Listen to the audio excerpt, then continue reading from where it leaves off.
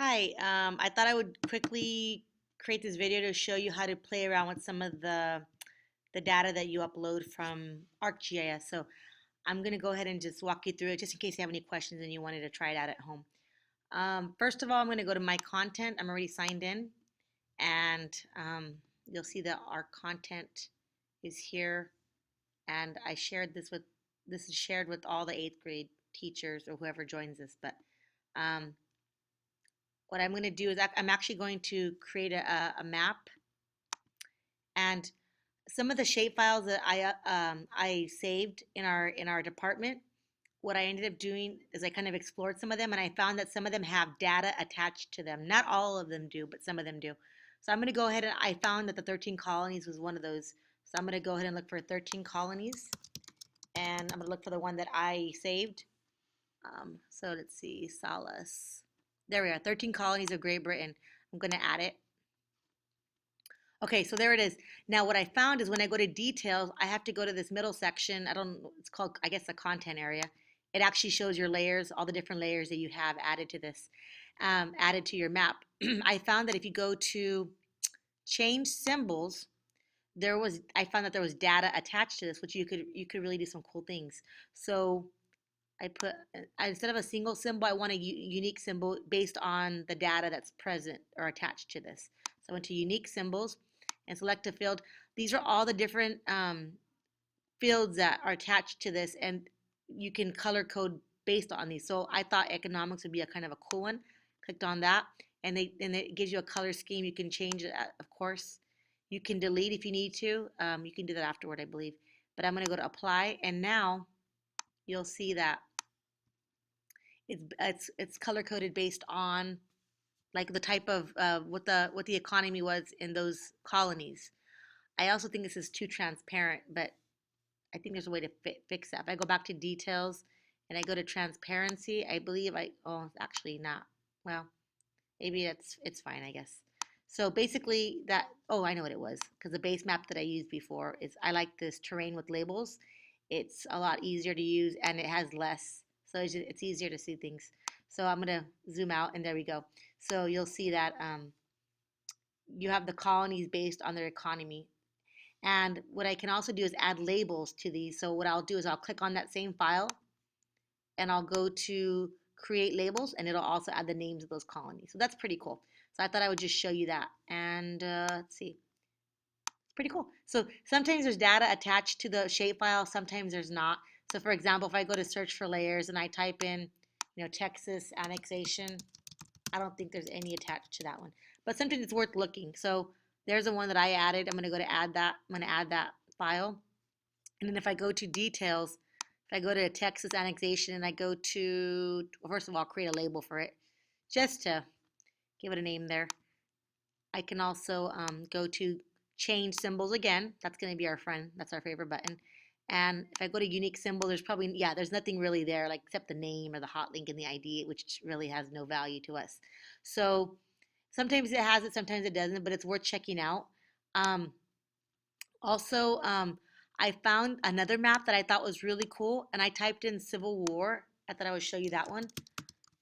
Now, if there's a lot of data, sometimes it takes a while to add it. It takes a while to load, but it's really cool when it does. So I found another teacher who did. Let's see. Well, they have the battles here. This is my favorite one right here. It's called Two Worlds, and this is someone else created this one. Actually, I wanted the Meshuggah one. He created one that's way better. Um, but it looks like this person just added that. Let's just go ahead and add it and see. So here you have all the railroads. You can zoom in there, and so there they are. But there was one. Let me see if I can find his. No, it won't. It won't let you search the user by name.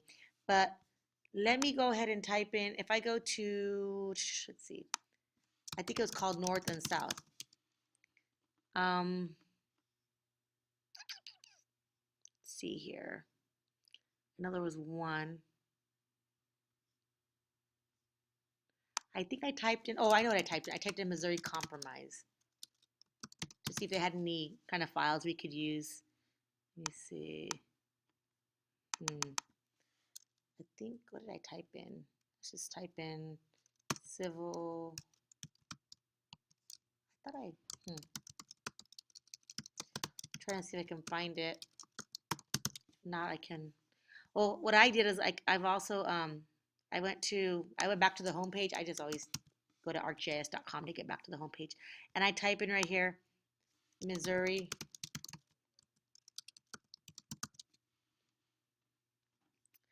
And here I found, this is the one I found. I clicked on this one. Actually, this is a different one, but this works as well. I went ahead and I went to open, and this guy has a lot of data on his map, and you can classify it using color. If you go here, he has all these different things that you can check off to add to your map. So he has this. I mean, his are some of them are more basic, but some of them are cool. What I really liked was let's see. He had the slave states and the free states. Here we go. Now you'll notice that they don't load right away. It takes about a minute because it's a lot of data.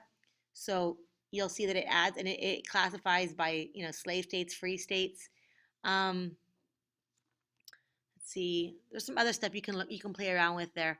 But I thought that might be interesting and maybe we could use that. He also has something with primary sources. I'm assuming if you click on these, yeah, he has some primary sources attached. So that's kind of cool. We might be able to have the kids do that if they chose to. So, and that's not very hard to do at all to add that data. So that's just another one. But I wanted to show you, if you go to the home page, I know there's an easier way to do it, but I haven't figured it out yet. And you click on, you search for all content. I would say you search for layers and you type in, like, for example, Missouri Compromise.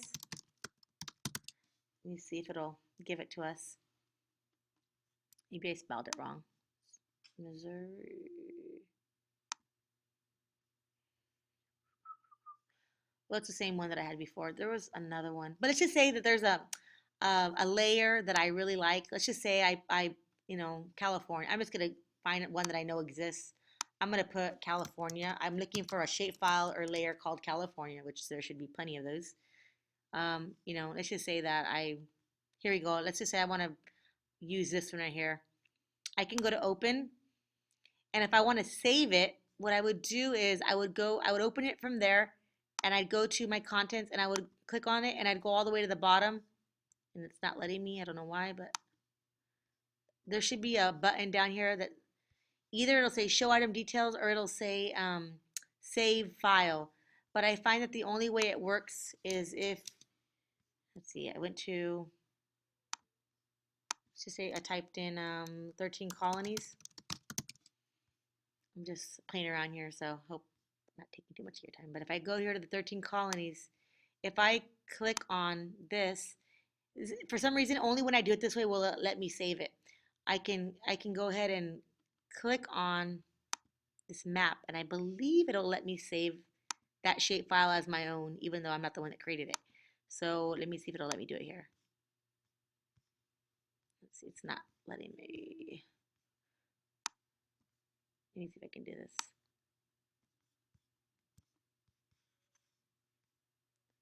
I know there's a way to do this, and it's driving me nuts. But I'm not sure. Maybe if I did it this way. We'll see. Well, there was a way to do it before. Well, down here it should say save file. I don't know. I'm a little stuck there. Maybe you can help me figure that out because sometimes it shows and sometimes it doesn't. And I don't think it has anything to do with the type of file because you should be able to save anything that's on here that's made public. So I don't know. But anyway, that's kind of a way to do it. I'm trying to think of anything else. If you go, I just know that if you go to go back to, I'm gonna go to my Esri. Maybe that's the way to get to my home page. No, it's not. I haven't figured that out yet. Some of the basic things I can't figure out. So I just go to arcgis.com. My content, I went ahead and saved all the shape files that I could find. And I try to put it with the year so that it might give a little clarification. And I think that's it. Let me see. If I add this layer to a map, you can add it directly from here. I think I think this one has, yeah, this one is classified. This is already classified. I can double check that and see if I can change the symbols. Yeah, this is not too difficult. So this one it's pretty basic. These are just the two colors. And I mean, there's not too much to classify it by, but okay. So hopefully that helps. And I think I probably wasted more of your time babbling on, but hopefully that helps you. All right. Okay.